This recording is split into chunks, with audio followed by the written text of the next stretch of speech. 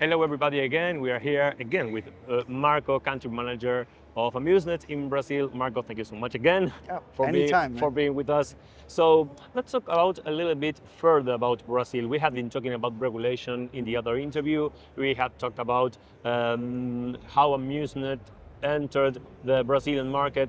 So now let's talk about the games. What do you see are the most important features for amusement games in terms of the operators and players? Brazilians like to play. That's the basis of this whole industry in Brazil. So it's kind of rooted for us. The idea of gambling things, it's kind of rooted for us. Of course, now we're talking about specific products, and we have to tailor these products as much as possible, right? So, for example, we have games that are going to be designed only for Brazil. Uh, some games that we can import from Europe, they will work, but not necessarily, right?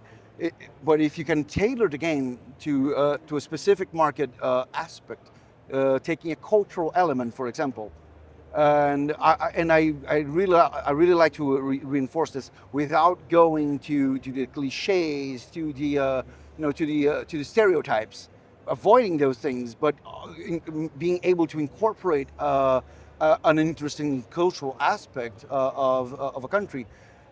It's going to get you there much quicker, much easier, right? Things People are going to relate to it. In Brazil, we have a thing that whenever the users relate to a game, they will give a nickname to it, right? So that's the main indicator that you're going in the right direction. That game became a hit. You will have different games from different companies that already have nicknames, and we're planning on hopefully on getting a nickname of our own at some point. Good, good. And we have been talking in the previous interview about Amusnet in Brazil and the plans that you have for 2025. But let's talk about your vision for Amusnet in Brazil in the upcoming 5 or 10 years. How can you explain this? Ambition has to be only one.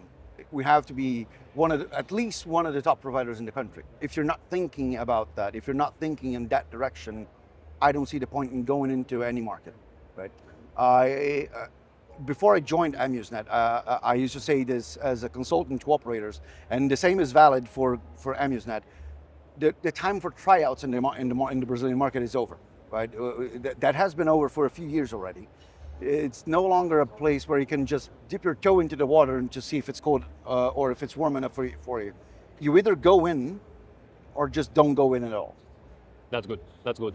And to finish the interview, Yeah. we have been talking about many different things in Brazil.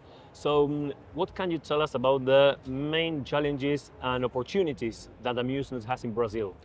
The main challenge is it's already a big market. It's a saturated market, and we have providers that are doing solid jobs in Brazil already for a few years already, right?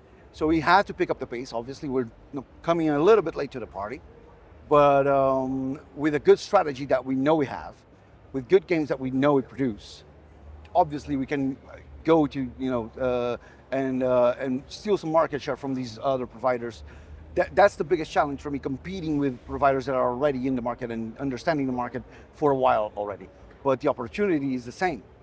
If we have a better understanding, if we have more agility in the coming months, if we have better products, if we have more adapted products, that I usually say this: the challenge is the opportunity. It's one thing in itself. Yeah. Marco, once again, thank you so much for your time, for being with Focus Gaming News, Yeah. and we hope to see you soon again.